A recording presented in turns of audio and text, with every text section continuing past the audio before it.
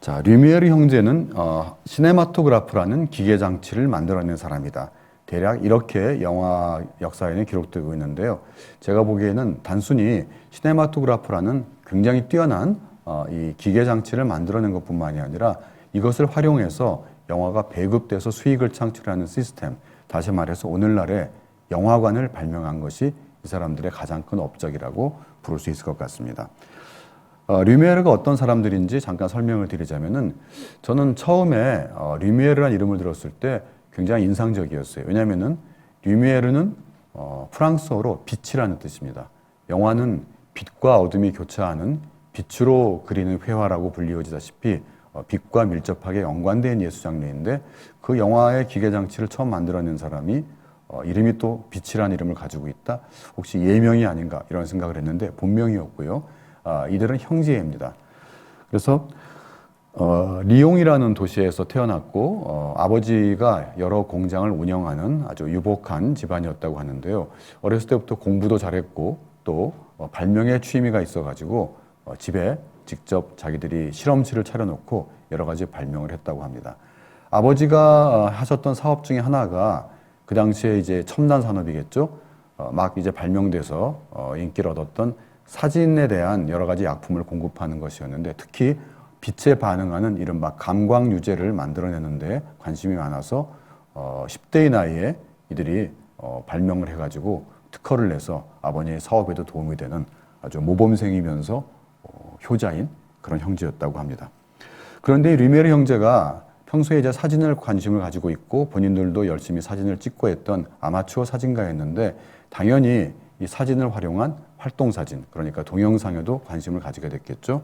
그러다가 이들이 이제 에디슨의 키네토스코프를 보게 됩니다. 키네토스코프를 보면서 저 장치를 활용한다면은 조금 개선한다면은 좀 더 다른 방식으로 영화를 볼 수 있지 않을까 생각을 한 것이고요.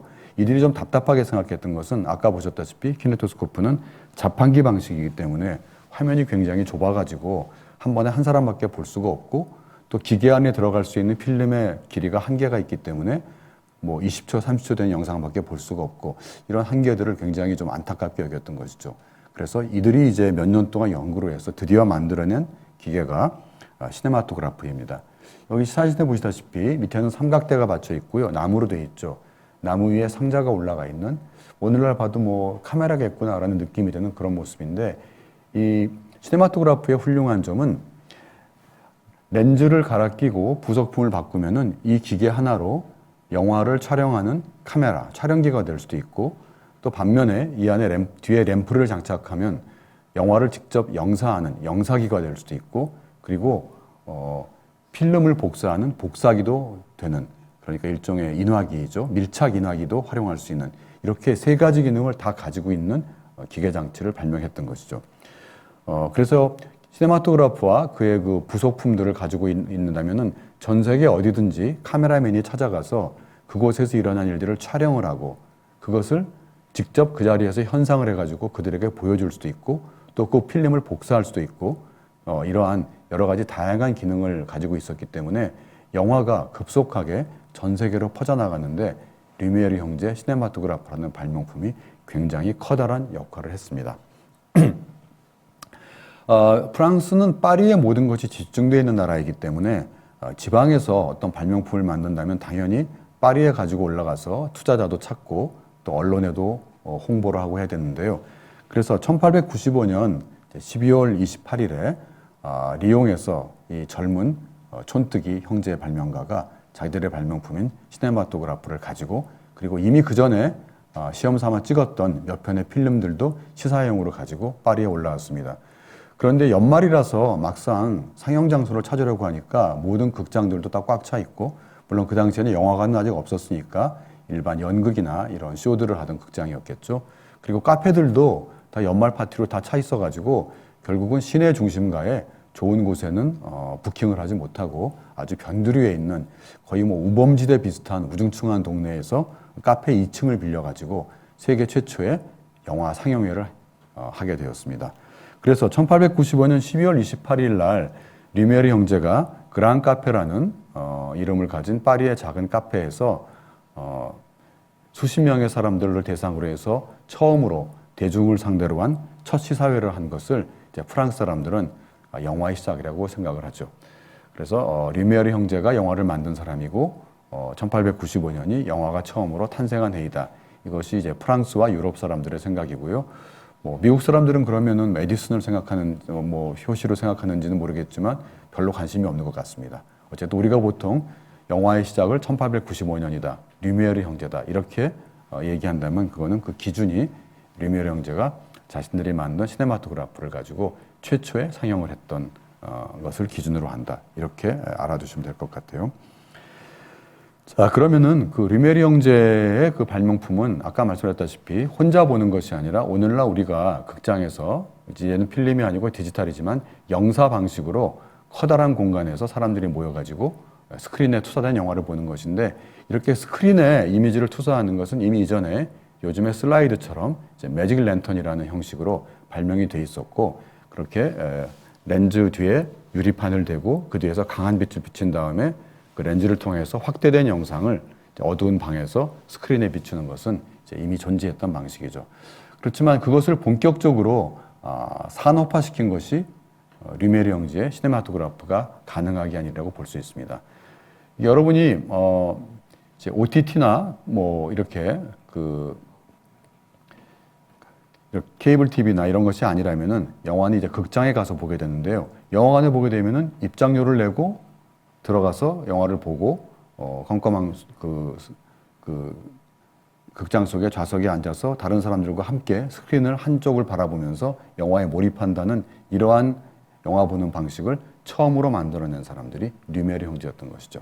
그러니까 에디슨의 수익 모델은 자판기 모델이었다면은 류미에르 형제는 그것을 그 당시에 공연에서 아이디어를 가져왔던 것이죠. 말하자면은 사람들이 연극을 볼 때 입장료를 내고 들어가서 극장에 앉아서 보니까 연극의 무대가 있을 자리에 그 대신에 스크린을 설치하고 실제 배우들 대신에 영상을 보여주면서 입장료는 똑같이 받으면 어떨까? 이것이 류미에르 형제의 어떻게 생각하면 굉장히 단순하면서도 아주 혁신적인 아이디어였죠.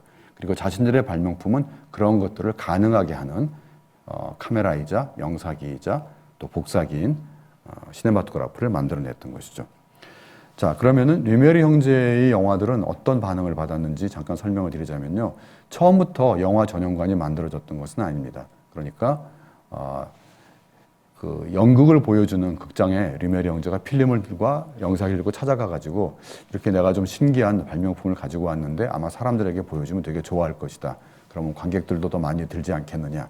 이렇게 설득을 한 다음에 시연을 해보고 몇몇 극장에서 그걸 받아들여서 시작했는데 의외로 폭발적인 반응이 일어나서 아예 몇몇 극장은 연극을 하지 않고 영화만 상영하는 이제 이런 영화 전용관으로 바뀌기도 했다고 합니다.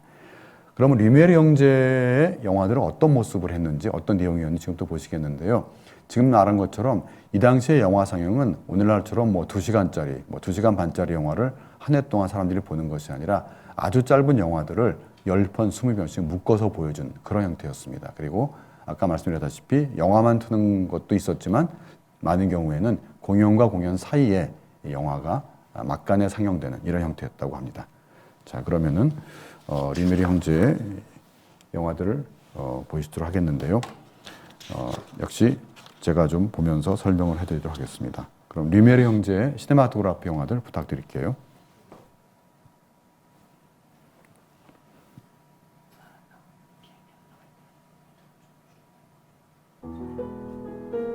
네, 지금 보시는 것은 이제 공장에서 퇴근하는 사람들이라는 아주 유명한 영화입니다.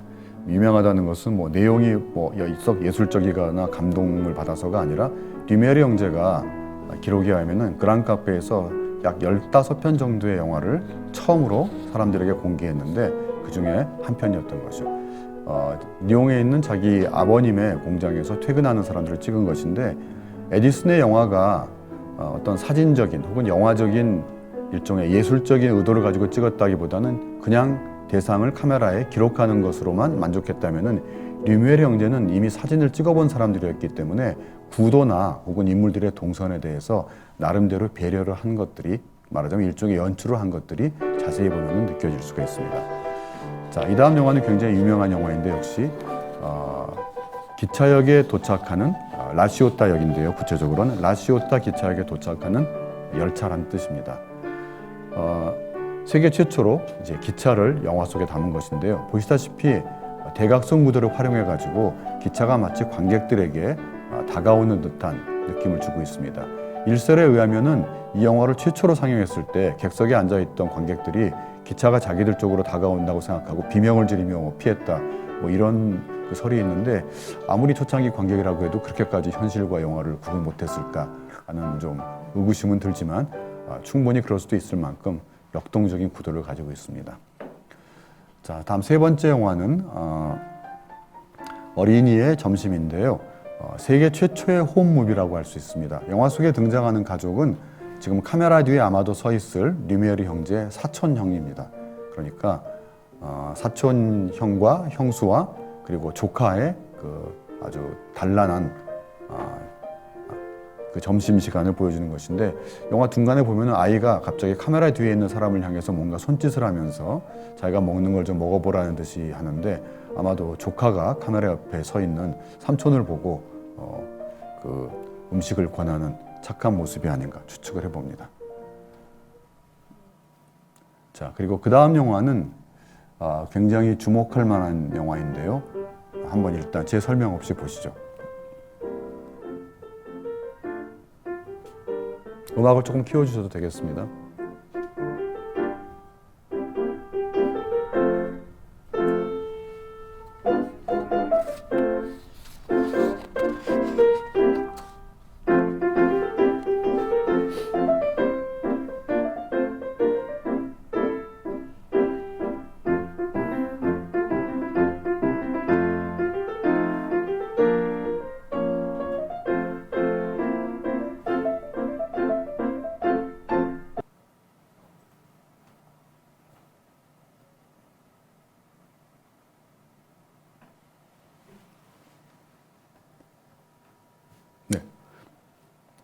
네, 재밌게 보셨는지요?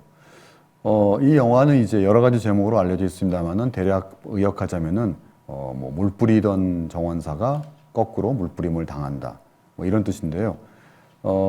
아주 짧은 불과 30여 초 되는 영화이지만 이 안에 기승전결이 다 들어가 있는 완결된 스토리가 있습니다.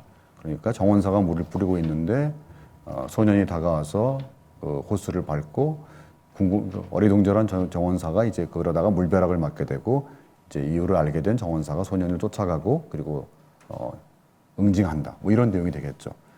자, 이 영화가 그 중요한 이유는 아마도 영화 사상 최초로 한 편의 영화 속에 이렇게 완벽한 이야기 구조를 가진 픽션이 등장했다라고 볼 수 있는 것이죠.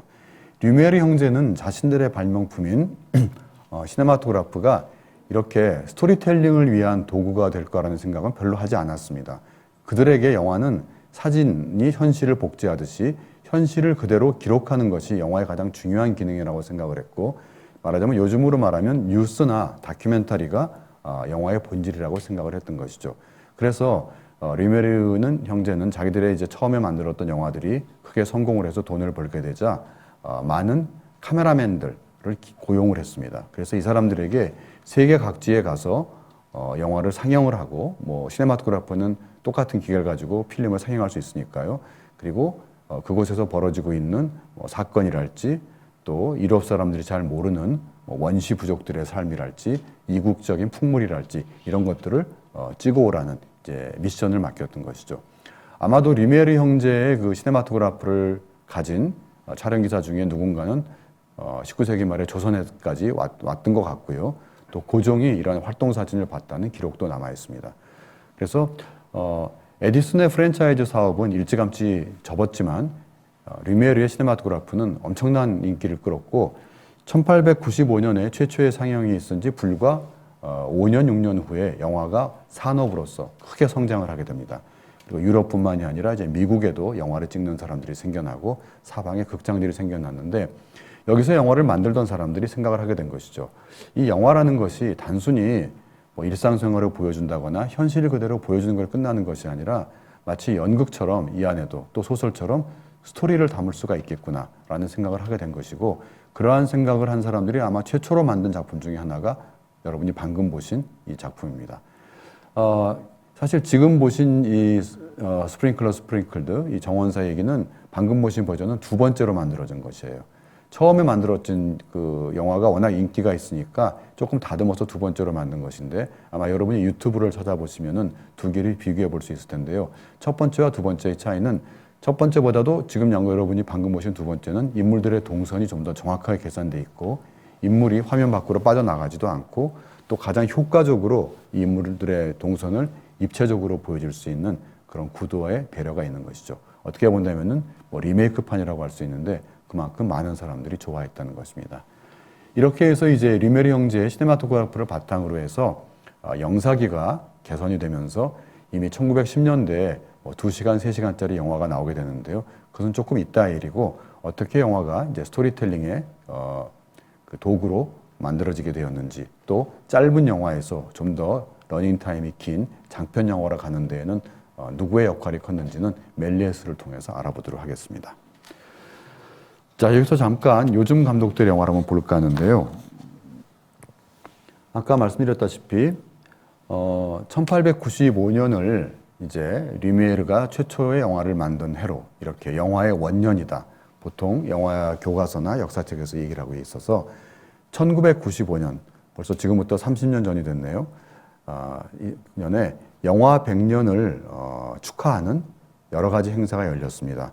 그래서 각 나라에서 뭐 다큐멘터리가 만들어지기도 하고 뭐 특별 상영회도 있고 뭐 이렇게 영화에 대한 붐이 일어나고 그랬는데요. 그 중에 상당히 흥미로운 프로젝트가 하나 있었는데 리미에르와 친구들이라는 제목으로 프랑스의 한 영화사가 제작사가 그 당시에 활동하고 있던 각 나라의 감독들 40명을 섭외를 해서 그들에게 다음과 같은 제안을 했습니다. 자, 여러분이 한번 여러분께 류메르 형제가 사용했던 최초의 카메라와 똑같은 카메라를 쥐어주고 거기에 필름을 드릴 테니까 한번 류메르 형제가 만들었던 최초의 영화처럼 영화를 찍어보지 않으시겠습니까? 라고 해서 거기에 응한 이제 감독들, 아쉽게도 한국 감독은 한 명도 포함이 되지 않았는데요. 당시만 해도 한국 영화가 별로 존재감이 없었기 때문에 요즘 같으면 당연히 한국 영화가 들어갔겠지만 아시아에서는 중국 감독과 일본 감독들이 이제 여기에 섭외에 응했었습니다. 그래서 여기에는 이제 물론 진품은 아니고요. 류메르 형제가 만들었던 시네마토그라피와 똑같이 만든 모조품 카메라를 만들었고 그리고 특별히 거기에 들어갈 수 있는 필름을 제작을 해가지고 준비를 했습니다. 그리고 각 감독들에게는 다음과 같은 세 가지 조건이 주어졌다고 합니다. 첫째는 52초에 맞출 것. 그 안에 들어갈 수 있는 필름의 길이가 52초니까요. 그리고 원씬 원샷, 이른바 다시 말해서 촬영한 다음에 잘라서 편집하면 안 되고 카메라가 52초 동안 돌아가는 동안에 영화가 딱 끝나야 된다. 그 안에서 모든 것이 다 이루어져야 된다. 두 번째는 사운드는 나중에 후시 녹음으로 음악을 입히거나 뭐 내레이션을 깐다거나 이건 가능하지만 동시 녹음은 하면 안 된다.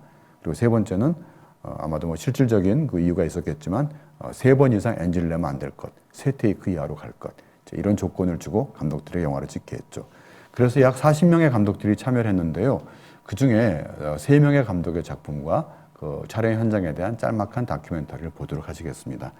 그래서 이렇게 40명의 감독들이 만든 작품들과 그들의 이제 인터뷰와 그리고 현장 스케치들을 편집을 해가지고 약 2시간짜리 영화로 만들었는데 여러분이 유튜브에 들어가 보시면은 이렇게 토막토막들은 유튜브에 올라 있는데 전체 영화를 보려면은 무료로는 안 되는 것 같습니다. 자, 그래서 류메르의 친구들 중에서 먼저 파트리스 르꽁트 프랑스 감독이죠. 그리고 알렌 코르노 감독 그리고 중국의 장이모 감독 이 세 사람의 프로젝트를 한번 살펴보도록 하겠습니다. 네, 영상 부탁할게요.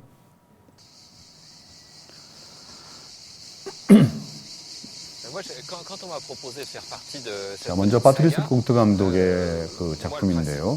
어떤 게 나올지 한번 지켜보도록 하시죠. Pour moi, c'était ça, quoi. Ouais, d'enregistrer la différence.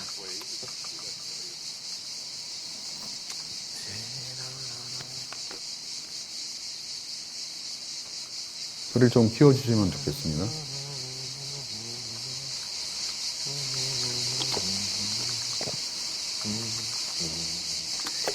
Prêt.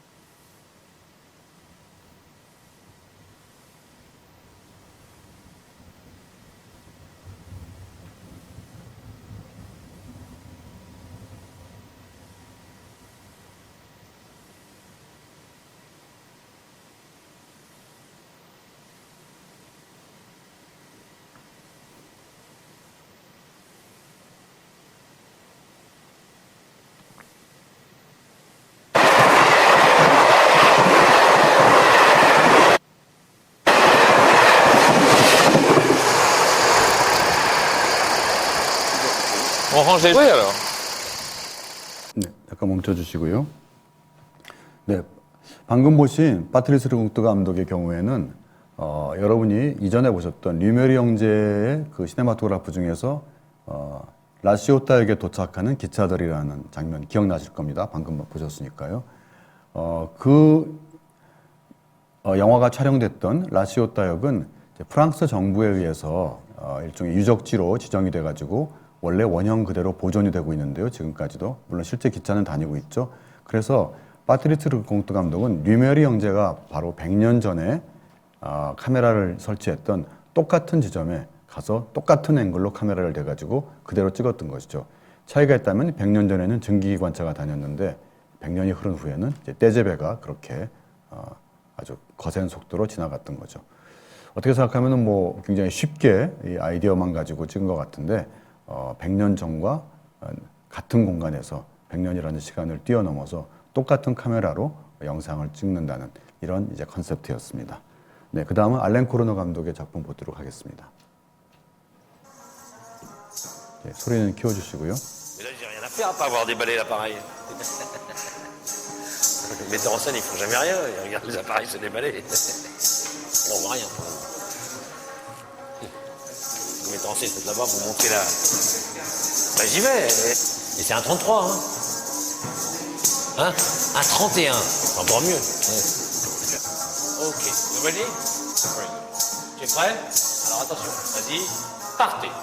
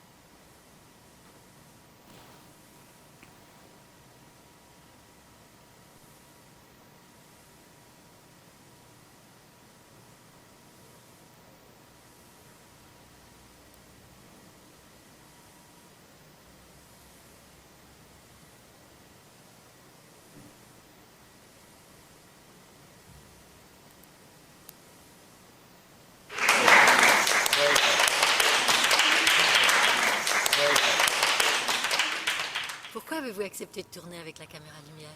Bah, principalement par plaisir, comme toujours quand on accepte quelque chose. Mon plaisir, il vient du fait que quand j'ai l'occasion de filmer une petite parcelle de l'Inde, je vais pas hésiter. 네. 만약에 여러분이 아무런 예비 지식 없이 이제 방금 그 영화 속에서 이제 인도의 전통 의상을 입은 댄서가 춤을 추는 그러면서 옷에 색깔이 입혀지고 그 색깔이 변하는 이 동영상을 보신 다음에 제가 이걸 어떻게 만들었을까요? 라고 질문한다면 아마 오늘날의 관객들은 대부분 컴퓨터 그래픽이겠죠? 이렇게 얘기할 겁니다. 그런데 방금 보신 장면은 컴퓨터 그래픽이 아니고 무성영화 초기에 영화에 색채를 입혔던 방식을 그대로 재현해서 만들어낸 겁니다. 그러니까 이제 알렌 코르노 감독은 자기가 워낙 이제 인도의 예술을 좋아하니까 인도의 댄서를 카메라 앞에 모셔서 춤을 추게 하자. 그렇게 한 다음에 그렇게 나온 52초의 필름 중에 전체는 아니고 부분적으로 일일이 필름에 아주 가는 붓으로 색칠을 해가지고 저렇게 색깔을 만들어낸 거죠. 그게 얼마나 그 공이 들어가는 작업인지 좀 설명을 해드리자면은 35mm 필름의 그 화면 하나는 약 요 정도 됩니다.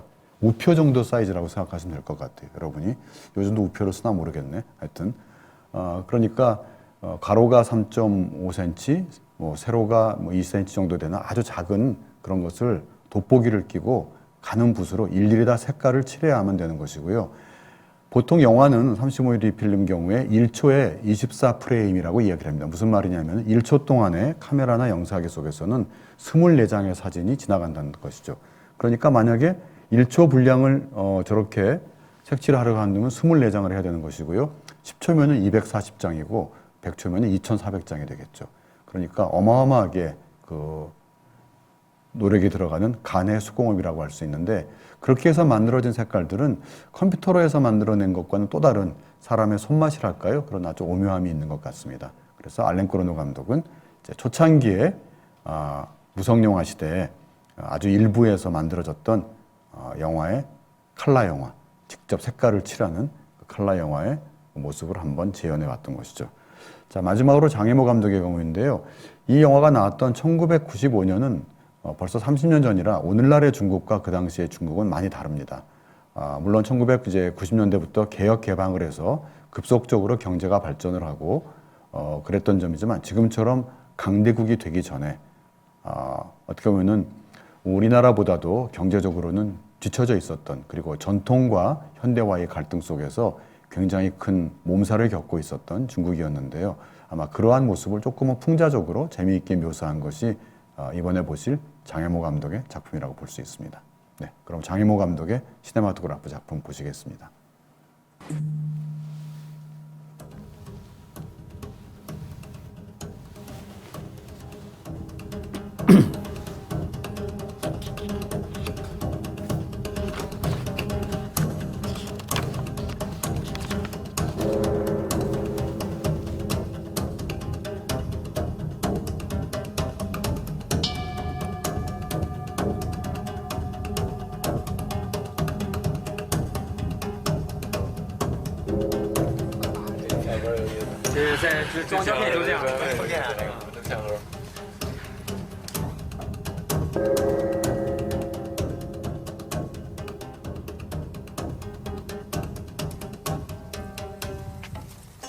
好，再横着走小半步。OK，好，就这儿了。后边有人没有？来，你们2个再上来。8场8镜3次。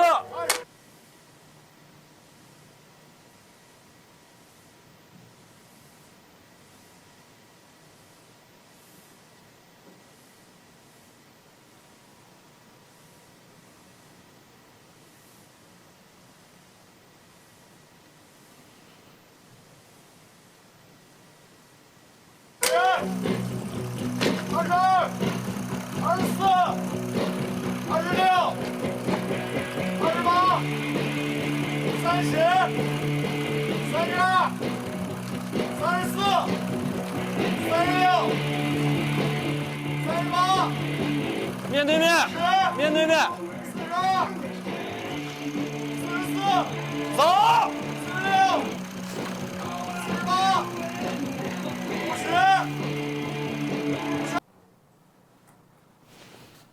네, 뭐 좀 귀엽기도 하고 좀 어처구니 없기도 하고 그런 영상인데요. 이 세 감독 말고도 이 리메리아 친구들에는 뭐 데이빌 린치, 테오 안겔로플러스, 존 무어만, 코스타 가브라스, 피터 그리너웨이, 미카엘 하네케, 아바스 키아로스타미, 스파이크 리, 클로드 르루시조, 자크 리베트, 빈 벤더스 이런 많은 감독들이 참여했는데요. 뭐 여러분들에게 좀 낯선 이름도 있겠지만 영화 역사를 공부하거나 예술 영화에 관심 있는 분들에게는 굉장히 중요한 거장 감독들입니다. 혹시 이 감독들의 작품들이 궁금하시면은 여러분들이 좀 찾아보시면 좋을 것 같습니다. 이 세 명의 감독들을 보면 굉장히 어린애들처럼 좋아하죠. 일단 영화를 찍는다는 것이 즐겁고 또 영화의 기원, 그 처음으로 되돌아가서 류메리 형제가 영화를 찍던 그 시절을 한번 반추해 본다는 이런 것에서 아주 좋아하고 있는데요. 아마도 그렇기 때문에 영화에 대해서 열정을 가지고 만들 수 있다는 생각이 듭니다. 자, 이렇게 해서 영화의 기원에서 최초의 그 동영상 메커니즘, 영화에 말하자면 하드웨어를 만들어냈던 에디슨과 그의 키네토스코프를 살펴봤고요.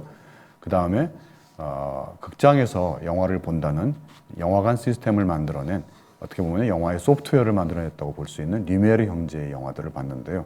그러면 다음에는 이제 본격적으로 오늘날 뭐 마블 영화를 비롯한 그러한 판타지 영화의 효시라고 할 수 있는 멜리에스에 대해서 살펴보도록 하겠습니다.